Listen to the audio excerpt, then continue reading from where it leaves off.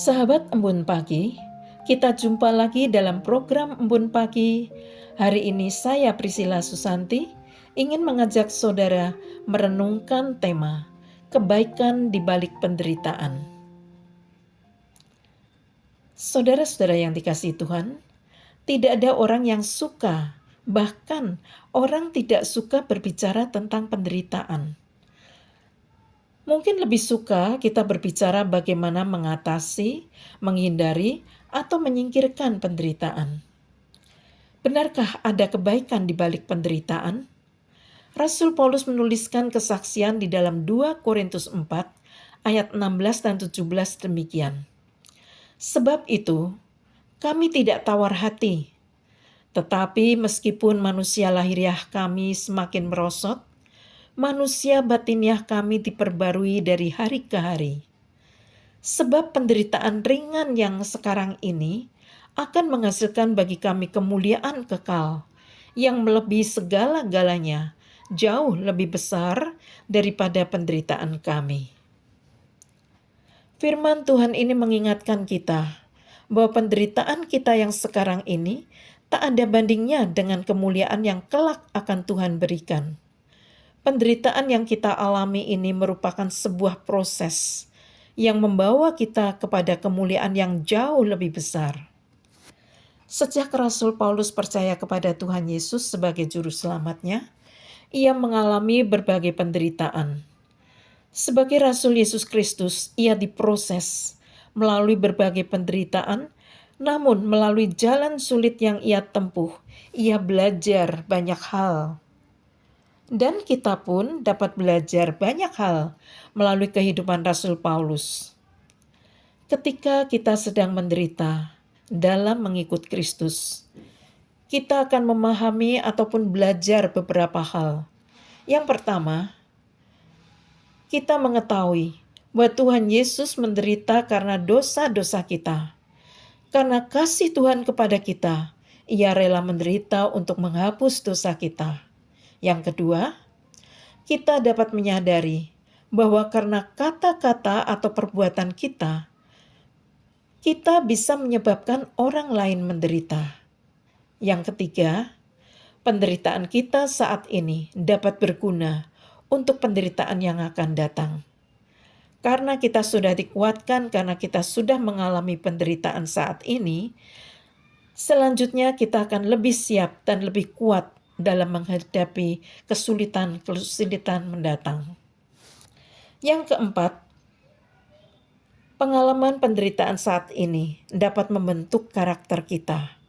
Kita bisa menjadi orang yang lebih sabar, lebih kuat, dan makin ulet.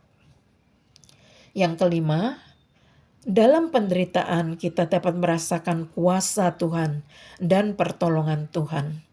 Karena Tuhan setia, Tuhan akan menyertai kita dan menolong kita dalam menghadapi berbagai macam kesulitan.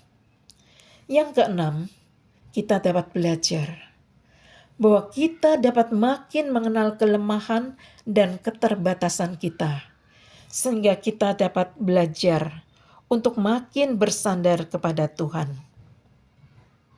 Sahabat Embun Pagi, jangan cepat putus asa atau menyerah dan terpuruk ketika kesulitan, kesedihan, dan penderitaan menghampiri hidup kita. Mari kita melihat penderitaan dari sudut yang berbeda. Penderitaan tidak selalu menghancurkan hidup kita. Ingatlah apa yang sudah dialami oleh Tuhan Yesus, Rasul Paulus, dan banyak orang-orang beriman. Penderitaan bisa mendatangkan kebaikan. Saudara, ada seorang anak yang datang pada ayahnya yang adalah seorang koki. Ia mengeluh bahwa hidupnya sangat berat, penuh penderitaan. Ayahnya tidak menjawab. Ia mengambil 3 panci, masing-masing diisi dengan air, lalu diletakkan di atas kompor menyala. Masing-masing panci, yang pertama diisi wortel, yang kedua telur, dan yang ketiga bubuk kopi. Setelah merebus ketiganya, sang ayah menjelaskan, wortel yang keras menjadi lunak, telur yang lembut menjadi keras, dan bubuk kopi tidak berubah, melainkan mengeluarkan aroma sedap. Kita mau jadi apa? Apakah dengan direbus dalam kesulitan-kesulitan hidup, kita makin keras, hati kita mengeras, atau hidup kita makin lembek, kita lemah?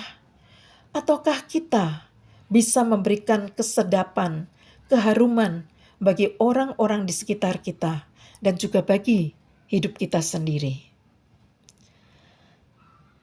Saudara pendengar Embun Pagi, derita bisa mendatangkan berkat bagi diri sendiri atau sesama, tergantung cara kita menyikapinya. Kiranya Tuhan menolong kita dan menguatkan kita. Mari kita berdoa. Tuhan, jangan biarkan hati kami mengeras ketika ada badai melanda hidup kami. Jangan biarkan kami menyerah dan putus asa ketika ada yang merintangi jalan hidup kami. Tapi biarlah kami ulet dan sabar ketika kami harus menderita dalam mengikut jalan Tuhan. Amin.